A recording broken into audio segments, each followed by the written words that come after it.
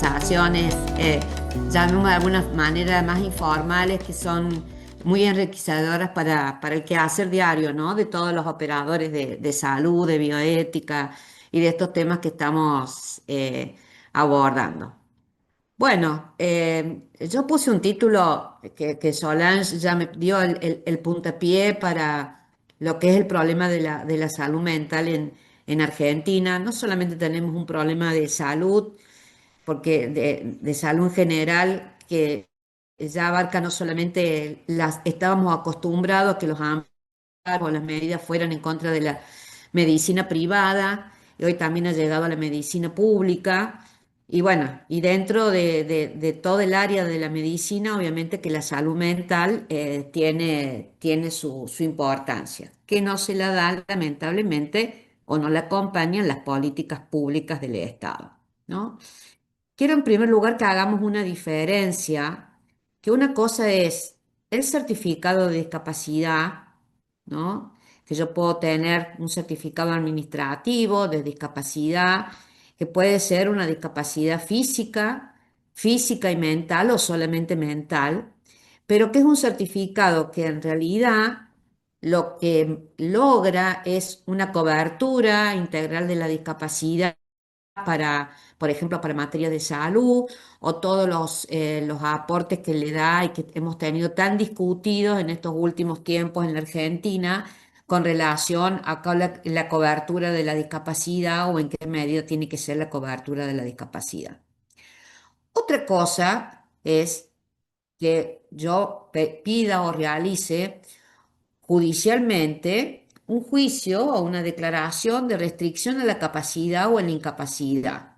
Yo puedo tener una incapacidad física como ser ciega, o tener, digamos, alguna incapacidad física que no afecte mi salud mental. Quiero subrayar esto, o sea, que yo tengo una incapacidad física no implica necesariamente que yo tenga que tener un juicio de restricción a la capacidad o de incapacidad.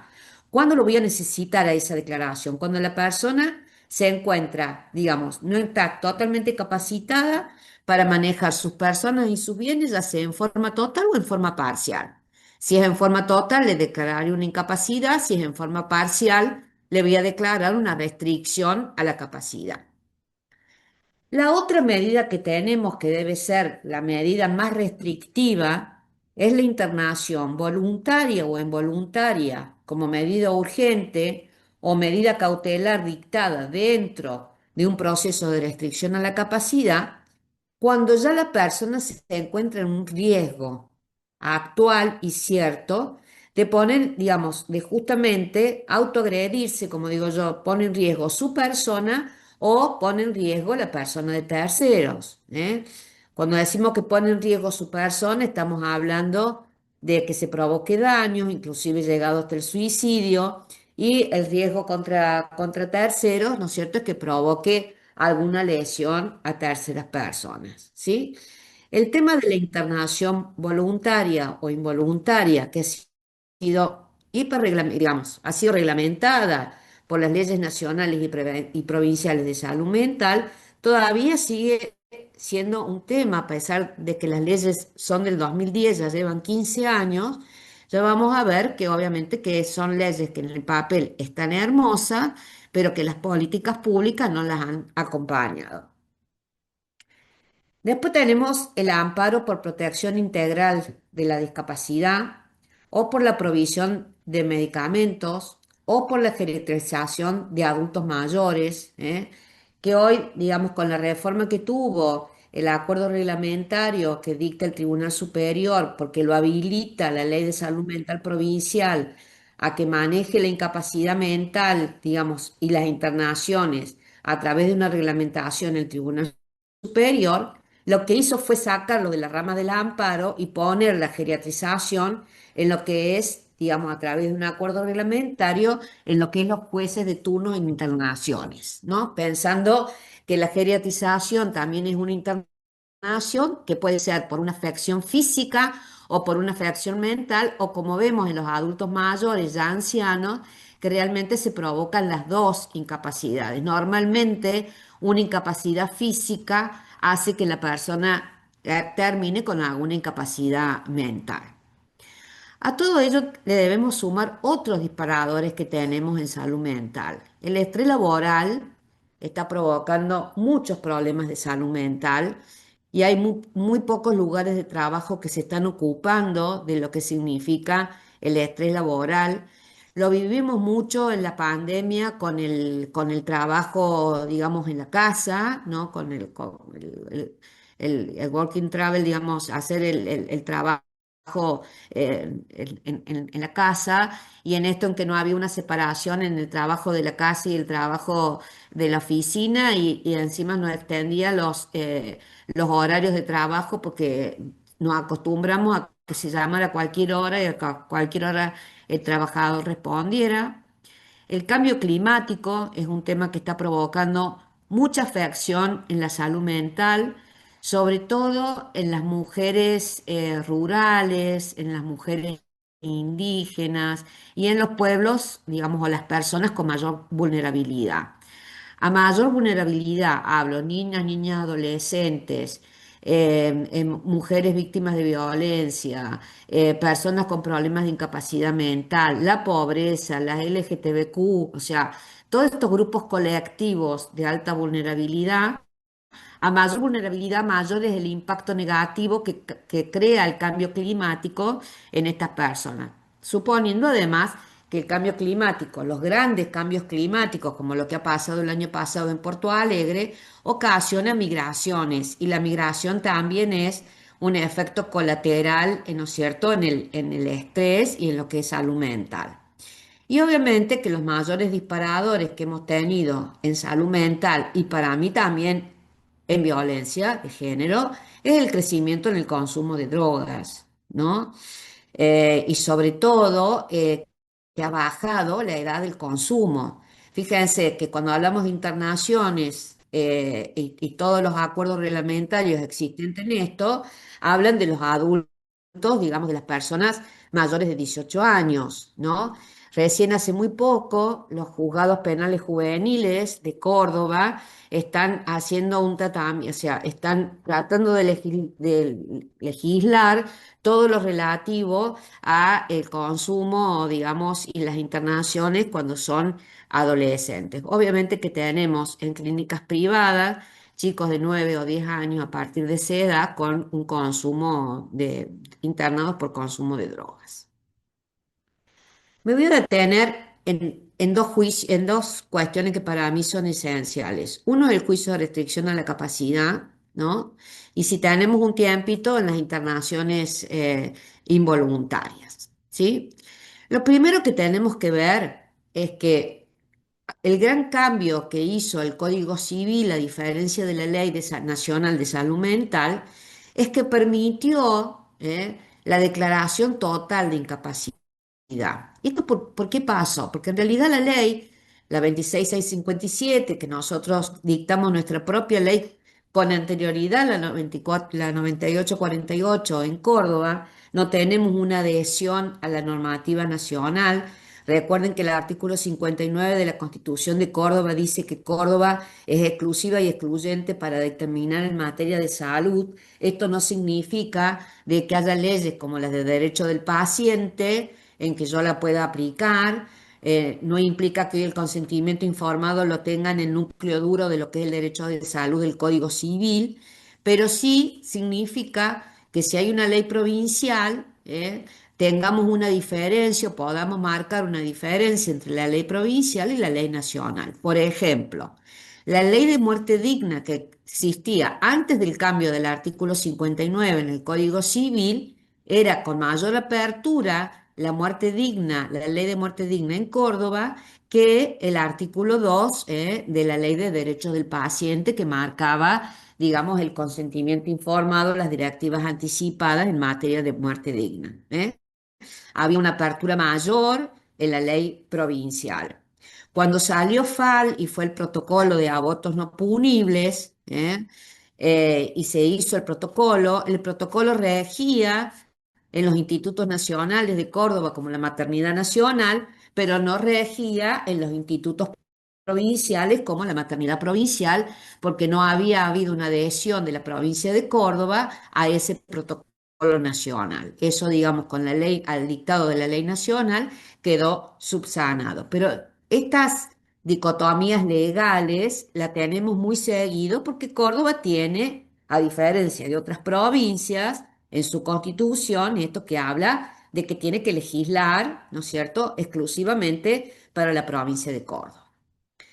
Volviendo al juicio de restricción a la capacidad, si bien, digamos, se modificó el Código Civil, al modificarse el Código Civil, se vuelve, porque tenemos que entender que la declaración de incapacidad o de restricción a la capacidad es un resguardo para la persona.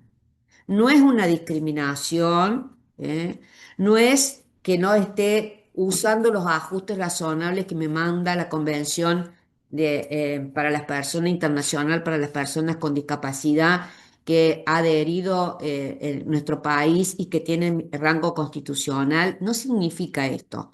Significa justamente que si la persona no está en condición alguna de manejar su persona y sus bienes, necesita tener una declaración total de incapacidad y necesita un curador que sustituya su voluntad, porque de esa forma la estoy protegiendo, no la estoy discriminando, la estoy protegiendo.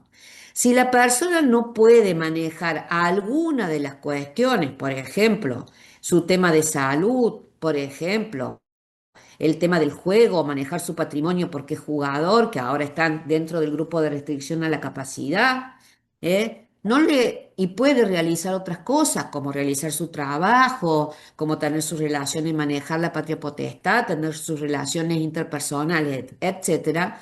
A esa persona lo que voy a hacer es declararle una restricción a la capacidad y nombrarle para estas cuestiones que tiene que estar acompañado porque no debe o no puede manejar solo un sistema de apoyo, que puede ser una persona, puede ser una ONG, puede ser un apoyo para salud, otro apoyo para administración, otro apoyo para la vida social, o sea, puede tener uno más apoyo, puede tener, como digo, una ONG, una empresa, digamos, una cuestión de una empresa familiar que lo contenga, por ejemplo, económicamente, ¿sí? Y va a ser una persona en la cual el juez y el alcance de esa restricción a la capacidad lo va a marcar el juez en su sentencia, ¿no es cierto? O sea que esto tenemos que tener muy en cuenta, vuelvo a estas dos palabras, no es discriminación, sino protección a la persona, ¿no? Cuanto mayor es la incapacidad que tiene esa persona para manejarse, mayormente está expuesta a personas inescrupulosas que le quieran hacer firmar contratos, que le quieran sacar sus bienes, que la declaren inclusive incapaz para poder manejar su pensión o los bienes que tiene. O sea, tenemos que pensar en que frente a esa persona que yo trato de proteger, no siempre tiene al frente personas de buena fe, ¿no? Sino que podemos tener este tipo de personas por lo cual los debemos proteger, ¿no? ¿Qué es lo que me marca el artículo 12, que es el que me habla de los ajustes razonables? Por supuesto que debo mantener una igualdad jurídica, un sistema de apoyo, que es lo que estamos hablando, y esto, las salvaguardas adecuadas y efectivas para impedir abusos, ¿sí? Esas salvaguardas, que deben ser adecuadas al tipo de incapacidad que tiene la persona, además de ser adecuadas, deben ser efectivas. Si yo no marco un sistema de apoyo que sea efectivo, si yo no le di a esa persona un apoyo porque no está en condiciones de dar un consentimiento informado, ¿eh?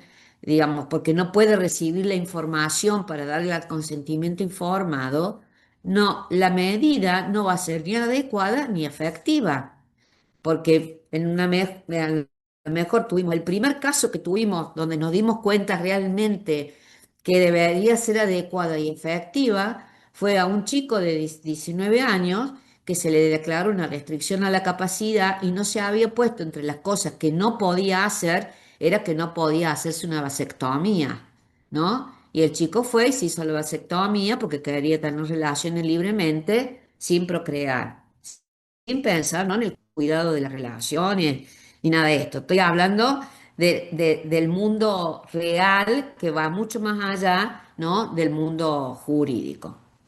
El artículo 31 del Código Civil de alguna manera reproduce lo que dice el artículo 12 de la Convención, ¿no?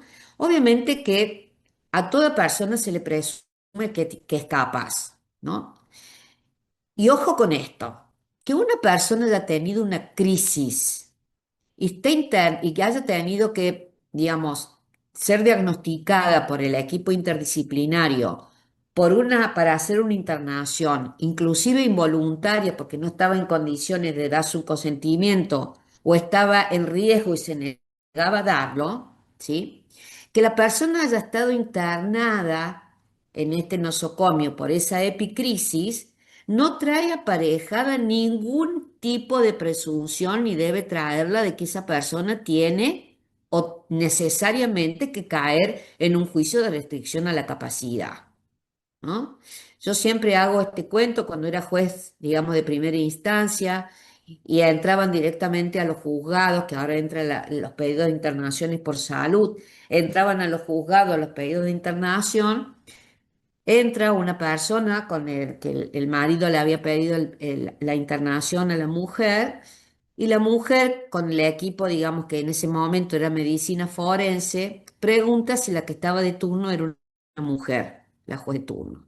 Sí, le dicen, es una mujer y una mujer con la que se puede hablar. ¿Puedo hablar con la juez? Bajo, yo de mi despacho, la recibían ahí todos sin cumplir ninguna normativa, estoy hablando de 2008, sí, 2007, 2008.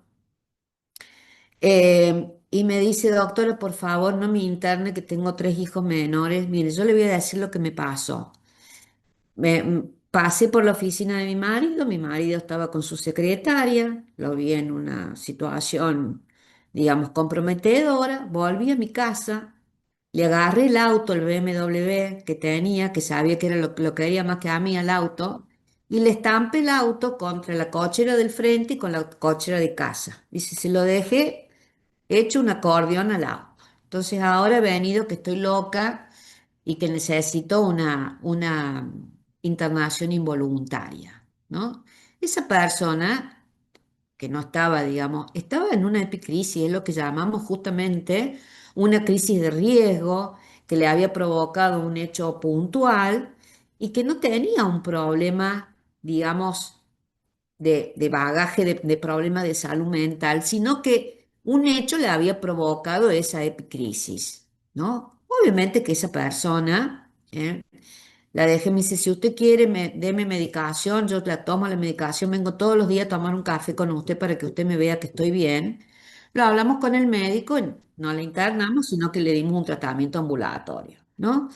Pero yo lo que quiero hacer hincapié es que aun cuando la persona haya estado internada, en un nosocomio de salud mental, no implica necesariamente que tenga que tener un juicio de restricción a la capacidad, ¿no? Porque tenemos que decir siempre, la capacidad es la regla, la excepción es la declaración de restricción a la capacidad o de incapacidad, ¿no?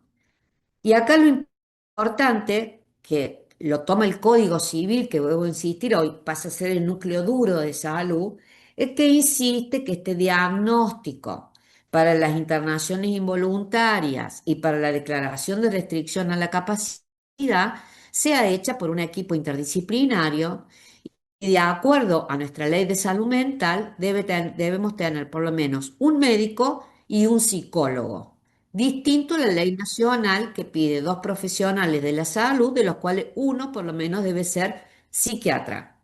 En Córdoba no es que se dejó de lado la psiquiatría, sino que en materia de salud pública en las provincias, no en las ciudades importantes, sino en las ciudades más chicas de Córdoba, nos dábamos cuenta que era muy difícil acceder a un psiquiatra, por eso se puso que era el equipo interdisciplinario, un médico y un psicólogo que podían dictaminar, sobre el problema de salud mental, obviamente no medicar, y después cuando estuviera internado, obviamente que la medicación iba a pasar, digamos, por el psiquiatra. Por eso es la diferencia que tenemos entre la ley de salud mental nacional y la ley de salud provincial, ¿no?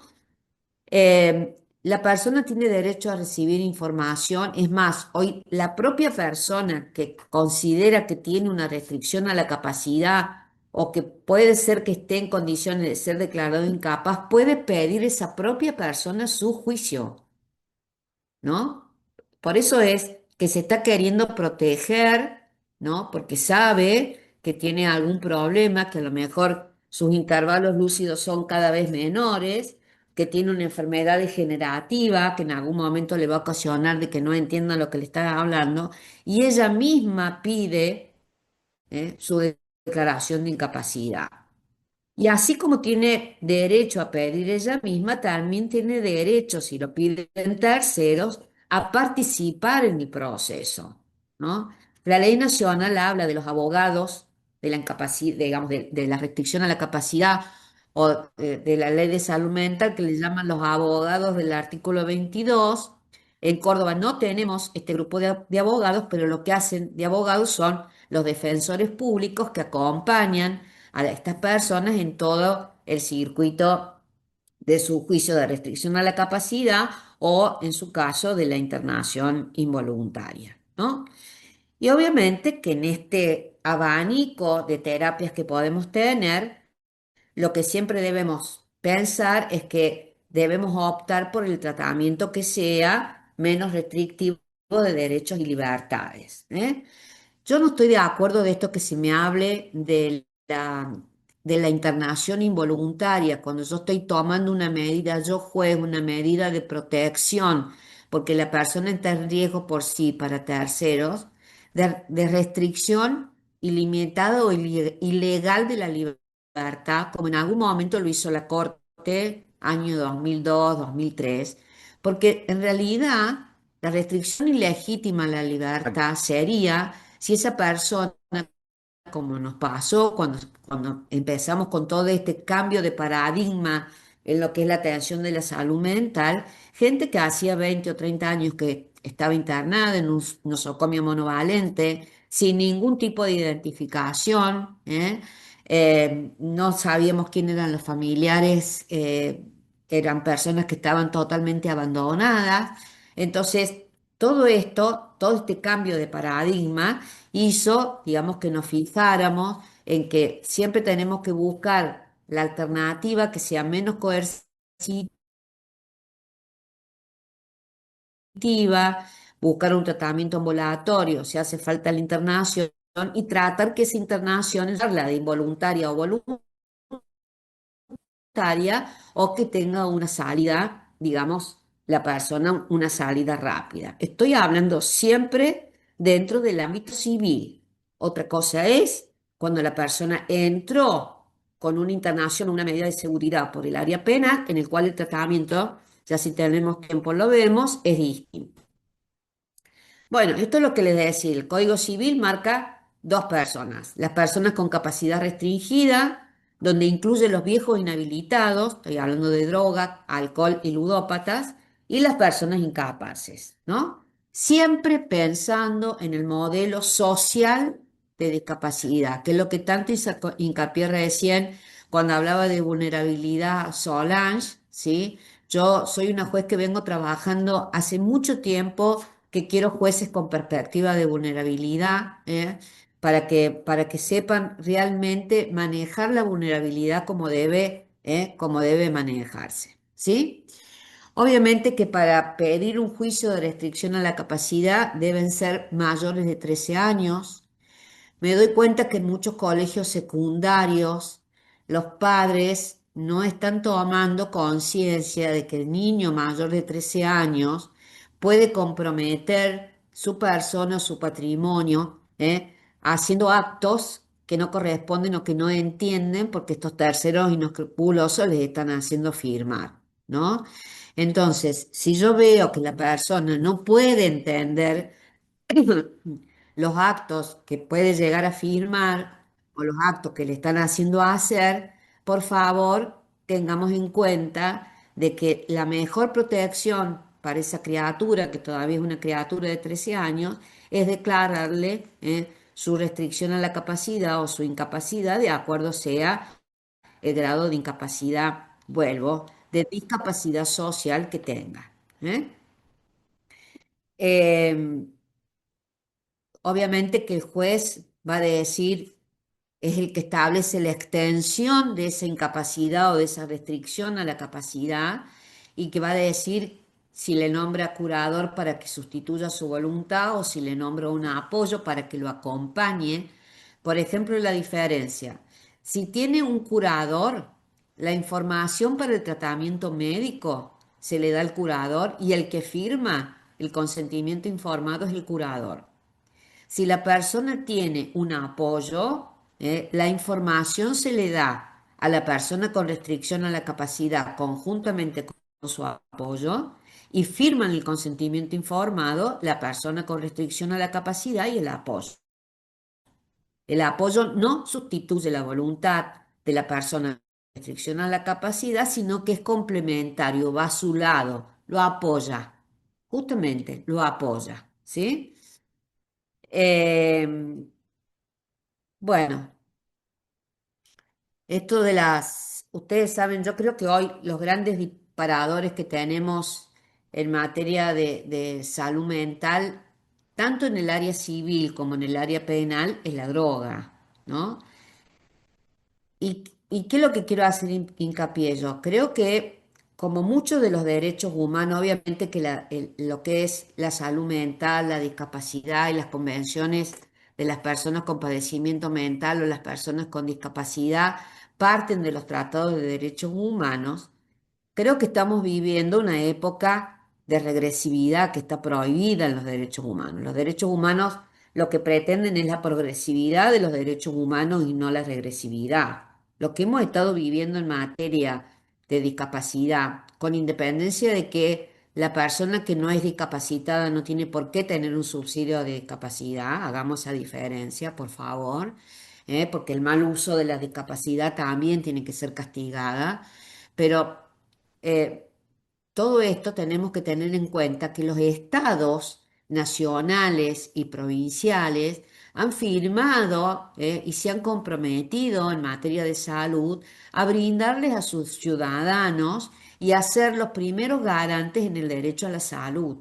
Si el Estado ha firmado esos tratados internacionales y se ha comprometido, el Estado debe brindar a partir de sus políticas públicas, las herramientas necesarias para poder contener los problemas de salud y sobre todo contener los problemas de salud mental, ¿eh?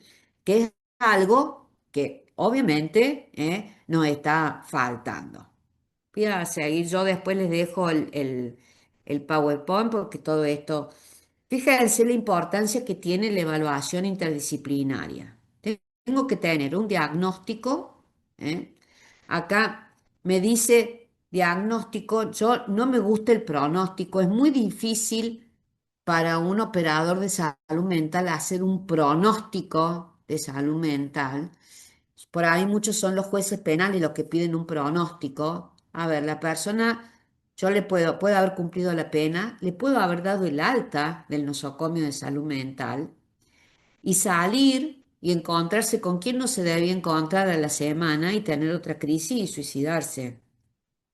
Hacer un pronóstico de qué es lo que va a pasar en salud mental es dificilísimo. Yo sí puedo hacer el diagnóstico y el pronóstico hoy, digamos, de que esa persona está para darle el alta. Un pronóstico a futuro, a de un futuro muy adelante, es muy difícil.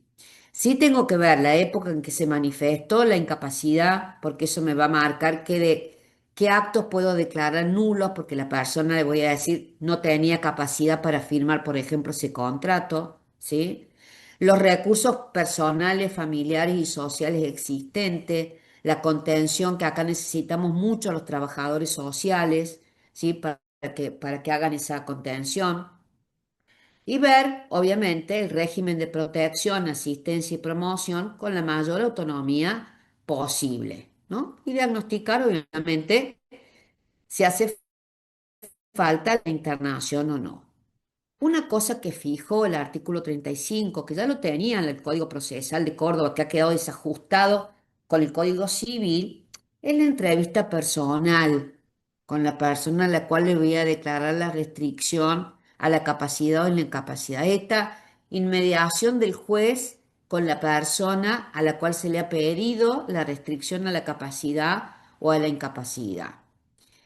Yo creo que hay circunstancias en las cuales esta entrevista, el juez la debe hacer lo mismo, debería ir al domicilio de la persona, al lugar donde está internado.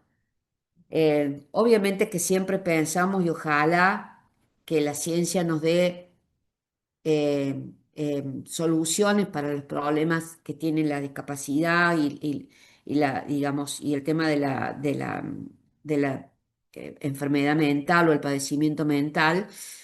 Pero tengo personas, por ejemplo, que hace 10 años que están en vida vegetativa, y pedirles, digamos, ir a hacer con ese diagnóstico, ir a hacer una entrevista, someterle a la familia a esa entrevista personal y someterle a los 3 años de revisión a esa misma, de nuevo el diagnóstico y de nuevo la entrevista. Creo que ahí es donde debe entrar la perspectiva de vulnerabilidad y la sensibilidad de pensar lo que significa esa familia, conseguir los certificados, conseguir los medicamentos, conseguir los tratamientos, con todo, digamos, lo tedioso, que puede resultar para la familia. Bueno, la sentencia tiene que ser un reflejo de esa evaluación interdisciplinaria que se hace. Lo bueno que tenemos ahora es que no solamente se debe inscribir en el registro de capacidad de las personas, eh, esa restricción a la capacidad, sino también que se debe inscribir en el registro de la propiedad. Yo digo que debería inscribirse en en todo registro. A ver, si la persona tiene auto, debería inscribirse la restricción en la Dirección Nacional de Propiedad del Automotor. Si tiene una empresa que tiene acciones, debería inscribirse en la Bolsa de Comercio, etcétera, etcétera. O sea, deberíamos buscar la publicidad de esa sentencia, que no es una publicidad, vuelvo a insistir, discriminatoria, sino de protección, a la persona, ¿sí? Obviamente que esto tiene una importancia total porque hay muchas personas, sobre todo el psicótico, que uno en su apariencia física puede no darse cuenta de que tiene una incapacidad y que esté firmando un contrato, un testamento o alguna documentación importante sin darse cuenta realmente cuál es el estado. Y esto es lo que yo les hablaba de revisión de la sentencia. Obviamente que hay mutabilidad en lo que es la discapacidad. Yo puedo tener un muy buen tratamiento y rehabilitarme y poder, digamos, ampliar las cuestiones que puedo realizar solo, o sea, disminuir la restricción, o a la inversa, tener una enfermedad degenerativa que cada vez voy a necesitar más restricciones, ¿no? Esto es lo que busca la revisión, de que no sea algo declarado en un tiempo y que no veamos los pormenores de más o menos que puede tener, ¿no es cierto?, esa enfermedad. Y acá el papel fundamental, por lo menos en la provincia de Córdoba, lo hace el equipo tratante de esa persona y la Defensoría Pública, ¿no? Que sería su abogado del Estado, su protector, que tiene que estar. La sentencia no caduca, ¿eh? No es que pasó 3 años y yo me quedé sin la sentencia de restricción, pero sí debe ser revisada. Obviamente que si antes de los 3 años esa persona tiene una mejoría, salió una droga que hubo una mejoría espectacular en un año la cambio a la sentencia. Si la persona puede realizar más actos por sí mismo, ¿no? O sea, lo de los 3 años es el máximo que tengo para revisar. Eso no significa que si la persona logre una mejoría, yo haga una revisión antes o inclusive pida el cese de la restricción a la incapacidad, de la persona. Bueno, ¿cuál es mi mayor problema y las cuestiones pendientes? Creo que el tema de salud mental ha sido un tema que cada vez es mayor la cantidad de gente que tiene problemas en salud mental y cada vez es menos el apoyo de políticas públicas que tenemos en salud mental, ¿eh? Nunca se le ha prestado la debida atención, ni administrativa, ni por parte de las políticas públicas del Estado, ni presupuestaria, a la salud mental. Yo digo, si basta un ejemplo, es lo que vivimos en COVID. Fíjense, ninguna de las unidades de crisis, prácticamente les podría decir a nivel mundial, tenían gente avesada en salud mental en las unidades de crisis. Y la pandemia ocasionó graves problemas de salud mental y la pospandemia, que tampoco nos hemos ocupado. La pandemia y el aislamiento provocó la automedicación de ansiolíticos, porque la restricción, digamos, esta restricción que teníamos de salida, el aislamiento, provocó un aumento terrible de la automedicación. Si había problemas de violencia, se agravó, se acentuó y el hacinamiento y el tener que estar, digamos, dentro del mismo hogar provocó en lugares hasta el 40 o el 50% del aumento de violencia. ¿M? El consumo de drogas y alcohol, aumento del COVID, el miedo al aislamiento, el miedo de contagiar a la familia, a los adultos mayores o a los menores, el miedo de tener que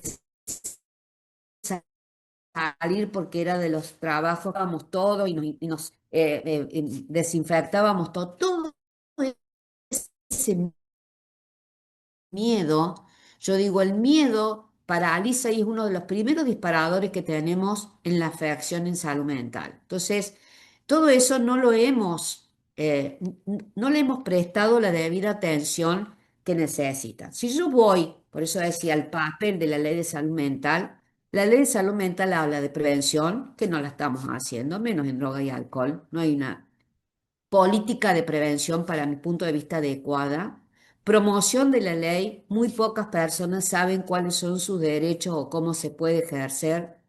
Lo que estamos haciendo medianamente es tratamiento y rehabilitación y reinserción social, olvídense porque no tenemos, hoy, 2025 tenemos, por lo menos en Córdoba, menos casas de medio camino, de resguardo, casas del día, etcétera, que teníamos en el 2010 o en el 2012, que fueron los dos primeros años de auge de la ley. Si yo a una persona la quiero sacar de la internación involuntaria y no puede volver a su casa porque es lugar de crisis, necesito un órgano intermedio que me cuide esa persona. Entonces, no puede ser que yo de alguna manera tenga de alguna manera previsto solucionar el ingreso que entra por salud, la salud, digamos, el tema de la internación entra por salud y el alta la da salud, que yo quiera dar el alta y no tenga a dónde mandar a esa persona. Entonces, permanece en el nosocomio, que siguen siendo la mayoría monovalentes, y, digamos, no tengo cómo resguardar, ¿no? La libertad, digamos, y la salida de esa persona del nosocomio de salud mental porque no tengo los organismos, necesarios para poder hacerlo. Entonces, también la carpeta de trabajo. Fíjense, el otro día daba una charla de estrés laboral. Si todavía tenemos la discriminación al trabajador que ha sacado una carpeta médica por problemas de salud mental y lo discriminamos para un ascenso, sea hombre o mujer, ¿no? Imagínense ustedes qué reinserción social puede tener una persona que ha estado internada en forma involuntaria por una determinada, inclusive la droga ocasiona la recidiva, ¿no? Entran y salen, entran y salen, entran y salen. ¿Qué probabilidad de un trabajo o de reinserción social tiene esa persona? Se lo trata prácticamente como si fuera un preso que ha salido, digamos, del servicio penitenciario.